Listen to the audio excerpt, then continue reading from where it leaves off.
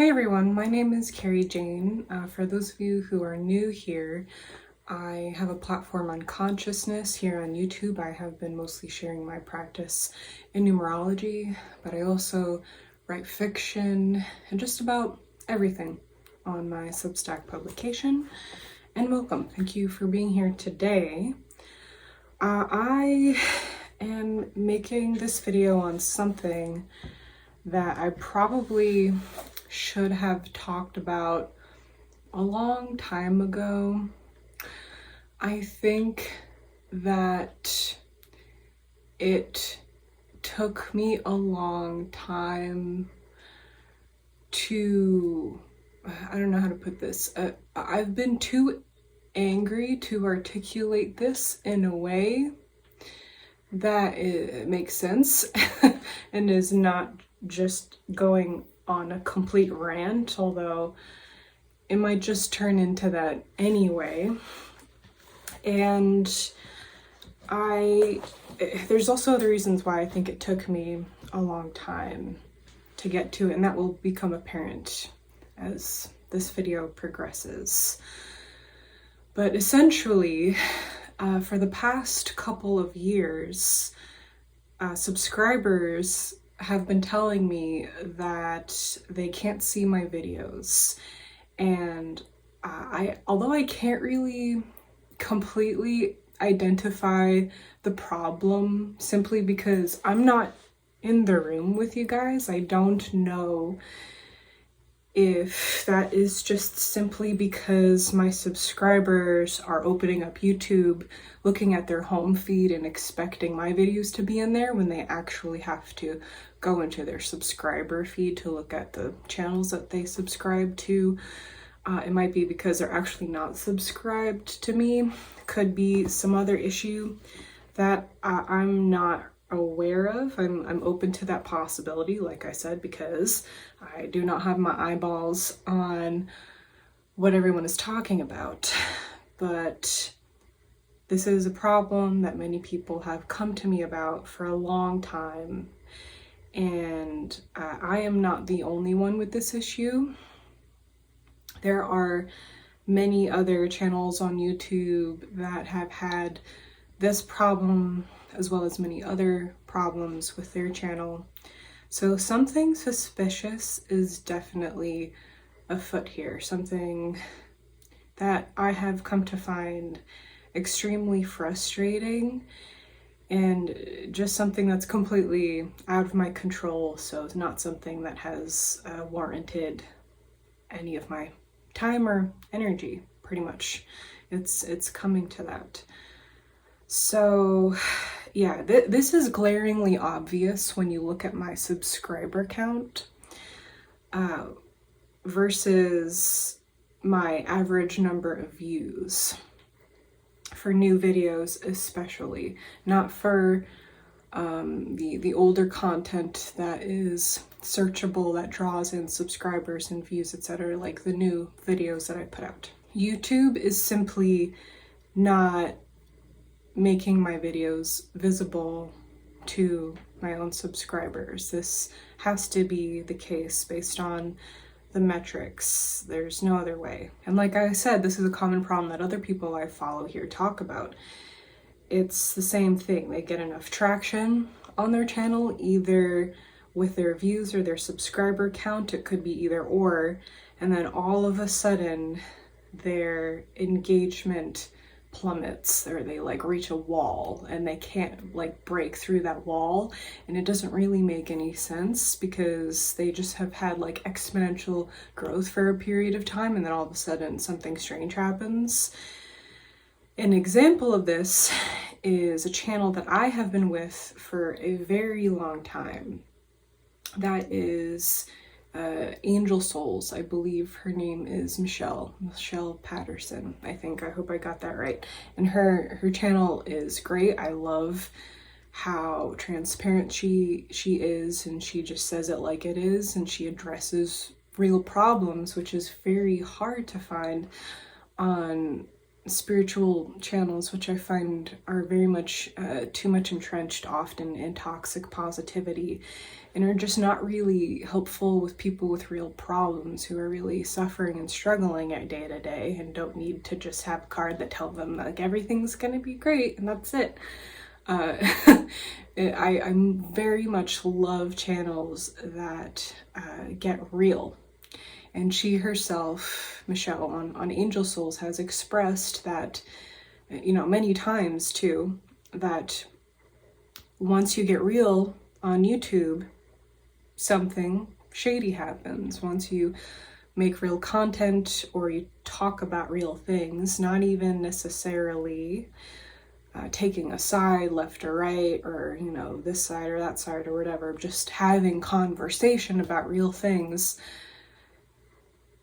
it does something to your algorithm. And I've been with her channel long enough to see exactly what she's talking about. And again, this is just one example. There's many other people going through different things, but this is just something that I've witnessed.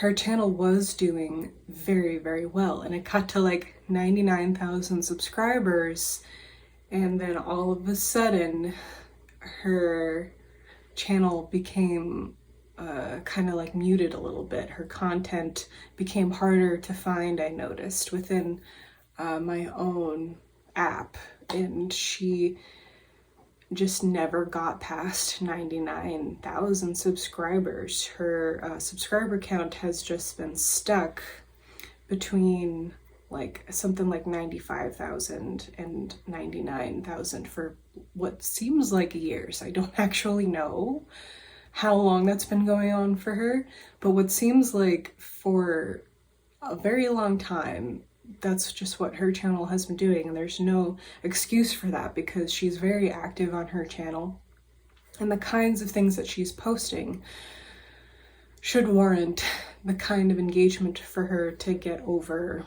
that hurdle.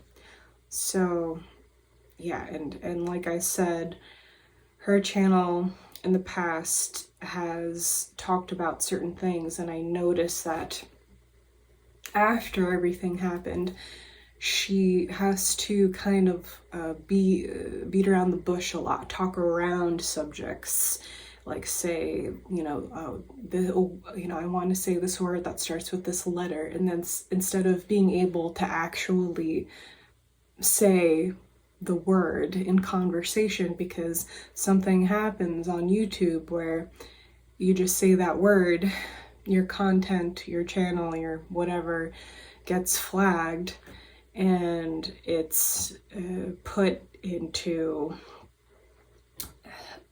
a strange jet stream of channels and videos and content where things go to die. I don't know how else to explain it. It's very, it sounds like a weird conspiracy theory. It sounds like something that's very far off and not plausible. But when you really think about it and everything around these companies, it actually makes a lot of sense. So I do not have the time, unfortunately, to put together a video explaining what has been happening with social media companies, mainly Meta and Google.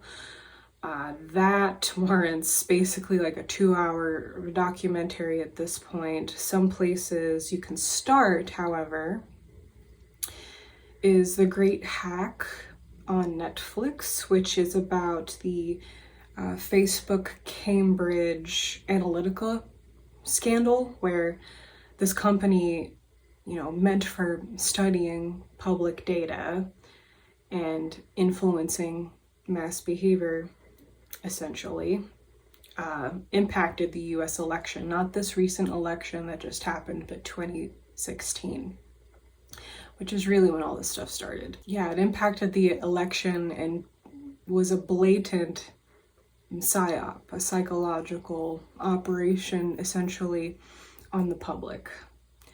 How does it feel to be programmable? Every single one of you, how does it feel? You do know that, right? I'm bringing this awareness forward because I think that needs to click for the masses. I think, I don't know if it ever will, but I think we're in a dire situation and people need to wake up to the fact that you are programmable. I could make a whole channel and influence your thoughts and behaviors. I could. If I was smart enough and I understood psychology enough, I could create an online environment from which you're consuming to influence your thoughts and behaviors. This is easy to understand when you look at history. I recently posted something on my Substack, which is unfortunately controversial, that I can't share on places like here because of everything that we're talking about in this video. And in that, I talked about how when I was 11, in my school district, I learned about the Holocaust for 3 months. We took 3 months to learn about the Holocaust, and that radicalized me. It really made me fully understand how easy it is. It's really not complicated at all. It is so easy to get entire countries to shuffle men, women, and children into gas chambers and then into ovens. That it sounds like, if you're a good person, that sounds impossible because that's not your makeup. But for most of the human population, that is extremely easy to do, to convince entire populations to commit genocide. It's really easy. So that having that experience at 11 radicalized me and made me, well, I was already honestly very skeptical of authority. I kind of came here like this, and perhaps that's how that lesson was able to radicalize me in the first place, is being aware of the strings behind, being pulled, and what's behind the curtain, and understand that there is a war on consciousness. This is psychological warfare, not just actual warfare that's happening right now. And if you control ideas, you control everything. That's really what it comes down to. If you can control the media, then you have the ability to play this Earth story exactly how you want it to go. That's how this works here. So yeah, the first thing that I said, The Great Hack on Netflix, that's one thing that you can watch to educate yourself. The second is the censorship hearings on the weaponization of our federal government, not to mention WikiLeaks and all that. I hope all of you know about that already. We could be here all day talking about this, so please, if you haven't yet spent some time getting caught up on what has happened to our free speech and our social media, please do so. Getting back to what I was saying, overall, a few conclusions can be made here. Okay, which is that we are being censored, us creators that talk about real things, and the algorithm, which is really just a censorship filter, favors, first of all, whatever makes the most money, of course, but also it favors whatever political agenda is being pushed. And if you look at all the corporations that funded each political party, yes, Google and Meta and Microsoft, etc., are donating quite a lot. And you'll find that a lot of the donors are the same for the Republican and Democratic Party. So I'll leave that at that. That's another conversation. So, and yes, this does extend to the war on consciousness, because as I said, if you control the ideas and what people are consuming, what ideas people are consuming, you can control everything. So before the internet, right, before all of this, we were already being programmed by television. That's why they call it programming. I joke about often. Oh yeah, we were already being programmed by, you know, the media conglomerate that is television and etc. And when we took our power back with the internet, right, how hard is it to believe that the same Big Brother entity or something adjacent to it, it doesn't really matter, saw the power in that and sought to take, you know, over that as well. And that's why YouTube basically went to shit when Google took over. You know, you hear everybody talking and reminiscing about old YouTube, but I don't hear enough people talking about, like, that is a direct result of Google. YouTube was for the people, and then Google took over, and then it became about Google's initiative and everything involved with that. So I want to take like a moment to just kind of like briefly go over what happened to my Facebook page, because some of you guys were on my Facebook page, as well as like some experiences I've been having with Instagram, and I want to talk about that, but like I really feel the need to first try to get everybody on the same page on what is happening and how this could have happened. So yeah, freedom of speech is at risk here, and we do need to recognize that these companies, because not YouTube, it's Google, you have to think, like, when you look at these entities, you know, like we're not just all on here as passive consumers. Like we have to take a more proactive role in the diet that we have visually and mentally.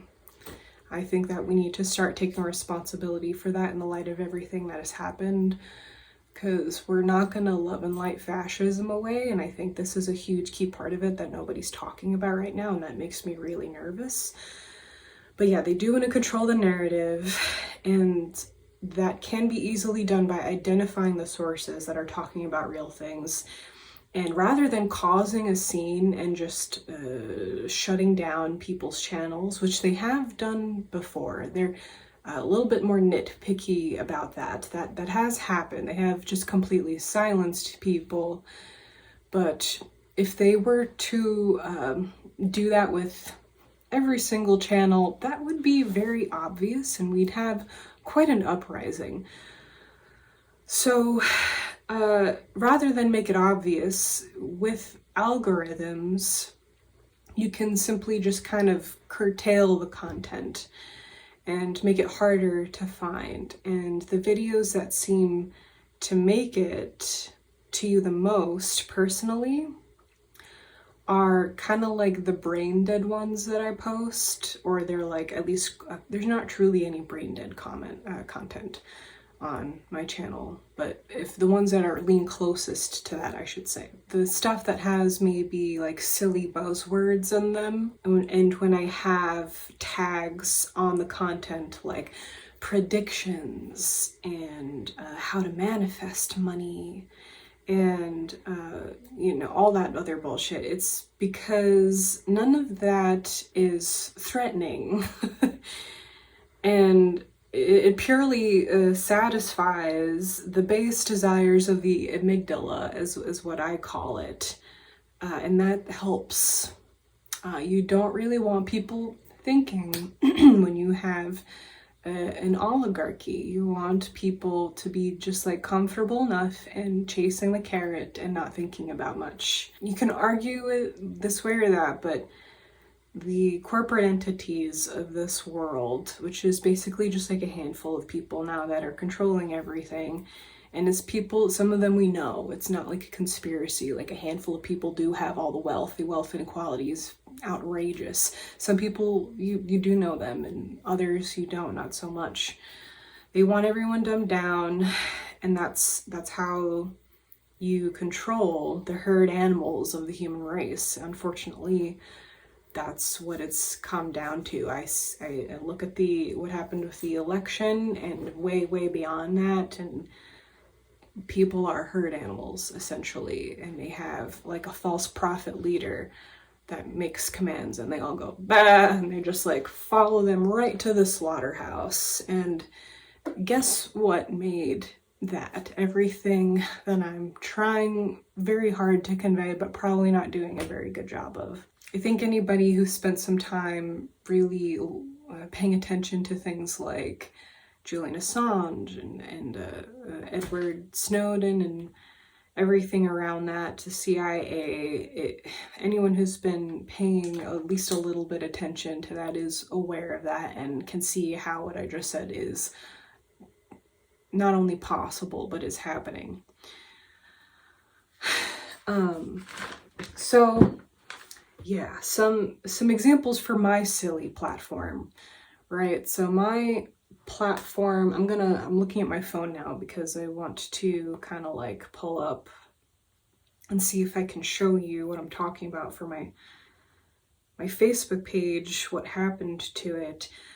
Honestly, when this happened, I wasn't too upset about it. I was honestly kind of considering leaving Facebook anyway, because it is a cesspool. I'm sorry. There's like nothing good on there. And gee, like who would have thought with stuff like this going on here on Meta? So yeah, when I go to my page today, and this happened like a really long time ago, this is not recent. It says, we suspended your page. This is because metanoia goes against our community standards. And when I press see details, it says your page has been unpublished, etc. And it says you can disagree with the decision if you think we got it wrong, etc. Okay, I press continue. And then this is just what it does the whole time.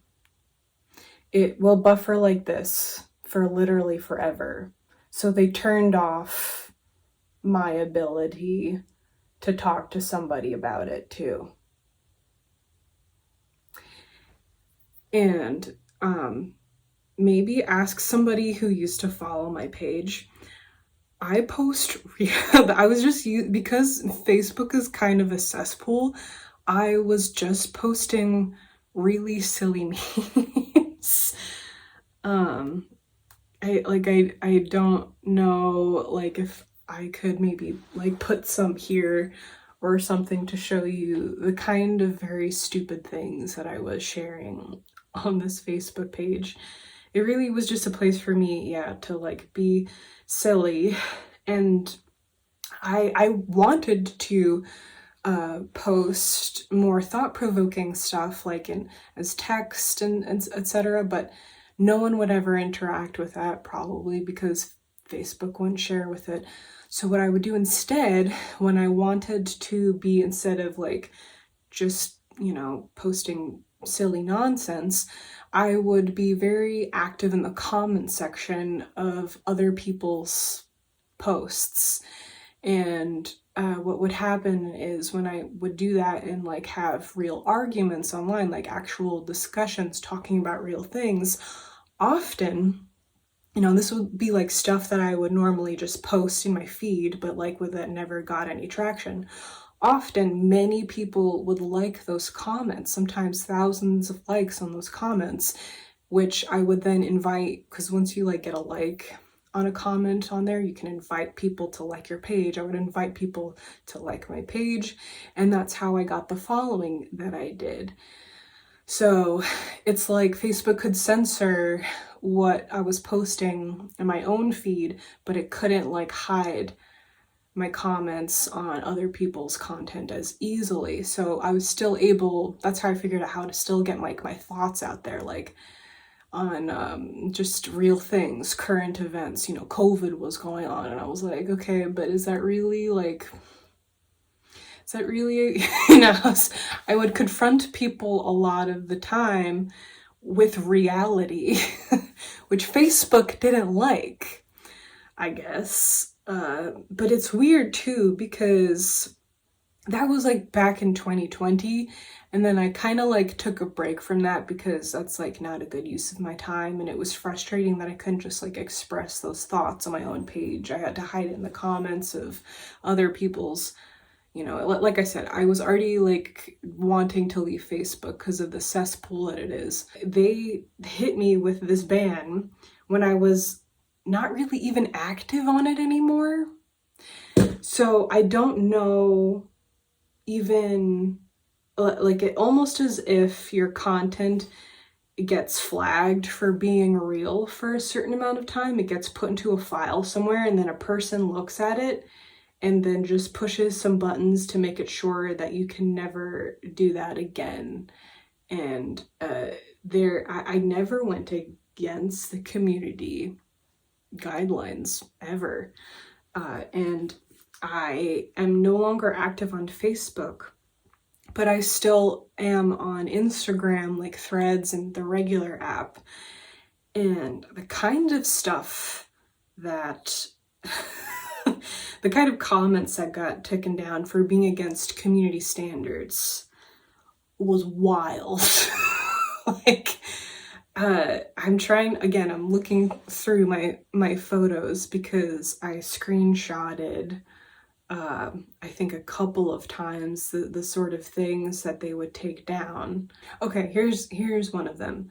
This was a comment that I made on a post that was something like, it was something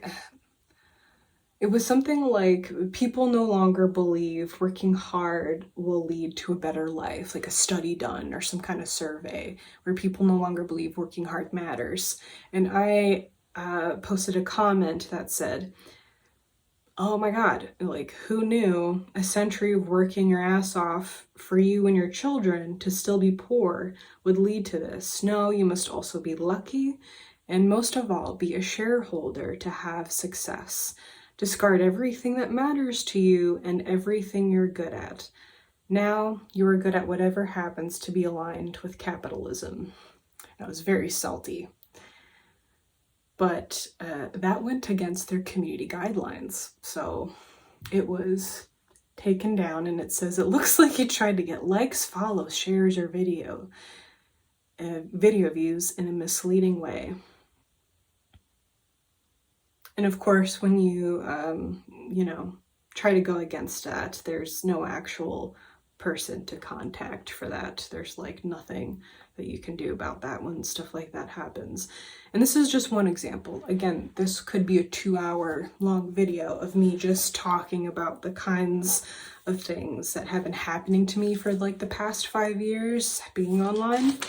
And I know other people have had wild experiences as well, because I actually posted that to Threads, and I got a bunch of responses of people sharing even more insane things that they got flagged for.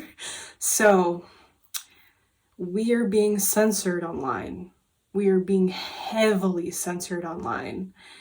And the takeaway, again, if I have to beat a dead horse, I will, is that the corporate oligarchy is trying to control what it is that you're consuming to influence your own thoughts and ideas. It does not want us to talk about the cost of living crisis. It doesn't want us to organize. It doesn't want us to be unified in our struggle. It wants us to be divided as much as possible. It wants to promote like the bad conspiracy theories that are very far away from objective reality. It wants to take these people who have been essentially disenfranchised and are victims of real problems and skew their reality enough so that they know deep down that something is deeply wrong, but make sure they miss the mark just enough so that they're not a problem. That's basically what I think are conspiracy theorists now. Is just that they know something is deeply wrong, because it is, and they are a victim of being disenfranchised amongst other things. And yeah, they're unfortunately, like I said, people are herd animals, and they just believe everything that they're consuming, not realizing that someone is controlling the things that they're consuming so that they have that narrative in the first place. So yeah, we're all being censored. I'm being censored. Do you even see this right now? I think that's the main reason why it took me so long to make this video in the first place, because I know either no one is going to see this video, or people will, just because it's controversy, and the algorithm will think it'll feed the division machine. But again, I said a lot of words where I don't think that's actually going to happen. I'm exhausted. I'm gonna have a moment of very raw honesty with you guys. I'm exhausted. I'm exhausted sitting alone in my room, talking to nobody, to post stuff that is just another empty room. When you have a channel and you finally like get a decent amount of subscribers to be monetized, there is like a percentage of your subscribers that tune in constantly. You will never really get the amount of views that reflect your subscriber account.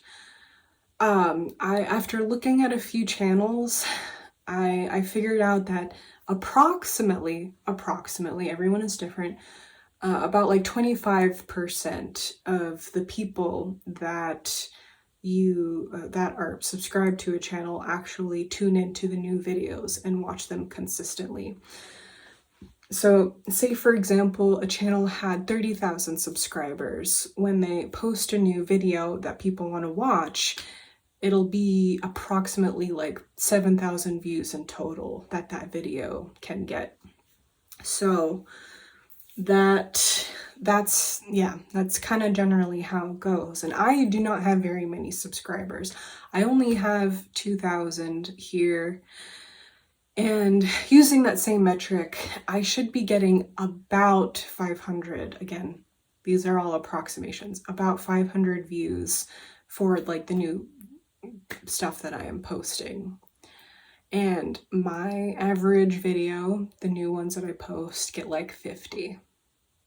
Just to put that into perspective, it's extremely obvious that I am being censored. It's extremely obvious that YouTube is not wanting to cause a scene for certain channels to just take them down and then cause an uproar. They're just making sure no one sees their stuff. It's exhausting sitting alone in a room and doing this, knowing no one will fucking care or see it. And probably a lot of this video would resonate with a lot of people. Probably, I'm sure many of you have had similar experiences, or there are other content creators on here that could add to this conversation. But I'm a fool to continue doing this. This is a waste of my time and energy now, and it's beyond my control. So this is why I've been migrating more to Substack, which, you know, will be the next video that I make, hopefully talking about what I like about Substack, why it's better than YouTube. Substack, you know, is the internet. Don't get me wrong, Substack is on the internet. It's a social media platform. So with that comes problems. It's not a perfect space to be in. But what I will have not been experiencing on Substack is censorship, at least this kind of censorship. And so it seems like there is a shred of hope for freedom of speech over there. And I deeply fear, again, this is another video, but I am afraid that Substack will eventually become popular enough to where some other corporate conglomerate or company or whatever buys it, and then it's just another thing that has been consumed by the machine. Substack taught me, again, this is another video, so this is like a precursor to the next video, but Substack taught me that I do have things to say that people want to read and want to hear. And I don't have to fight Big Brother over there. I think that deep down, people beat themselves up a lot thinking like, you know, what's wrong with my content, this and that. And, you know, I'm sure there's things that you can do. Like, I'm not an entertainment channel, so I already know that I wasn't going to have a huge following. But I thought that at least my, you know, people who subscribe to my channel could see my content actually. But really, Substack taught me that what I have to produce has value. I have insights that people either find interesting or useful or whatever.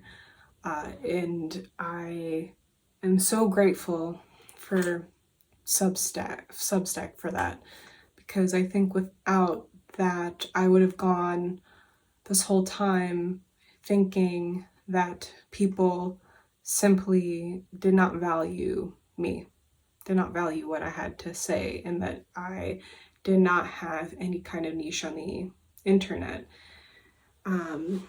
So, sorry, I have a cold, well, I had a cold, I'm like recovering, but my throat's a little bit janky from that.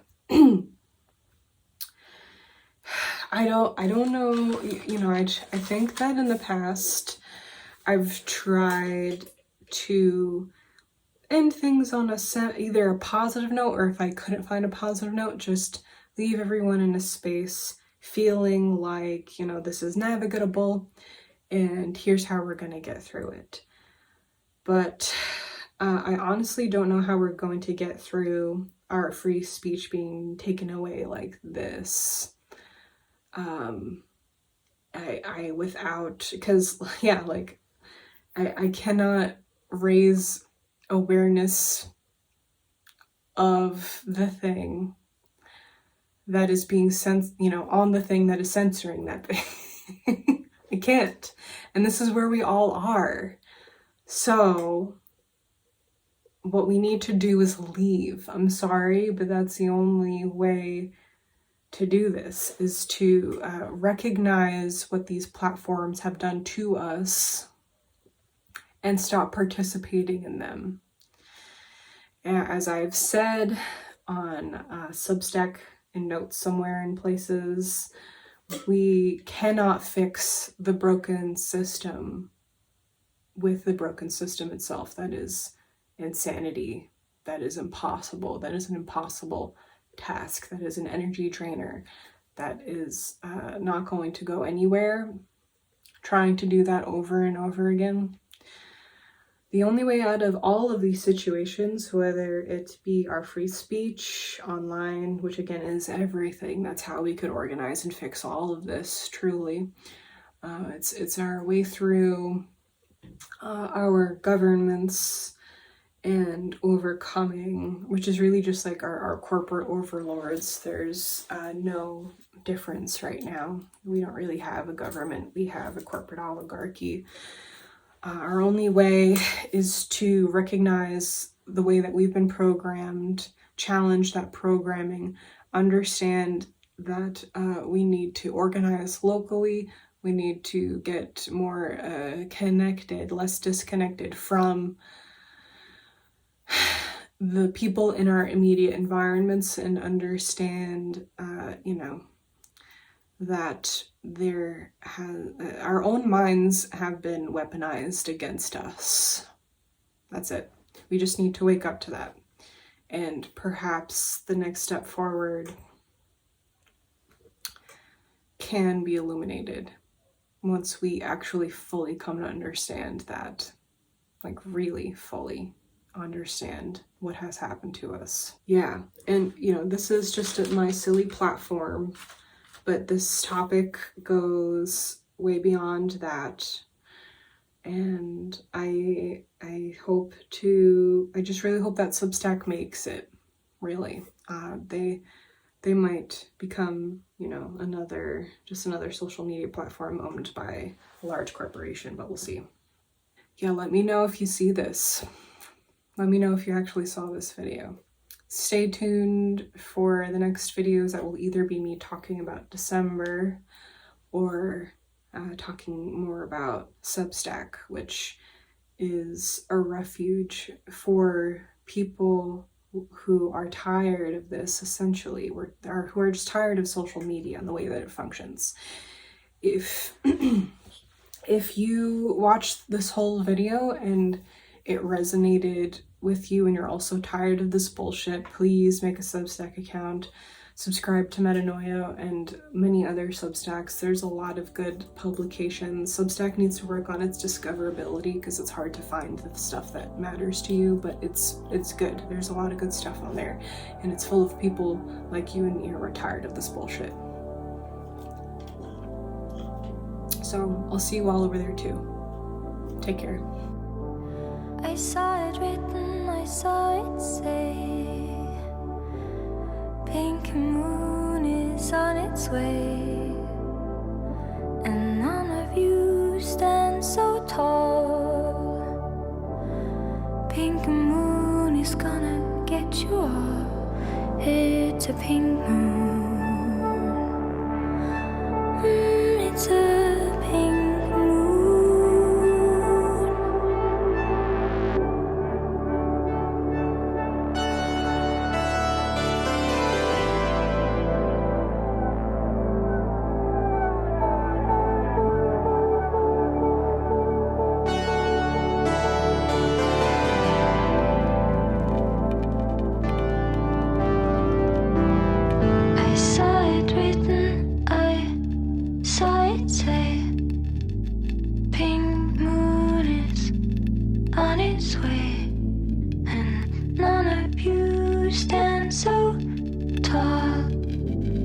Pink moon is gonna get you up. It's a pink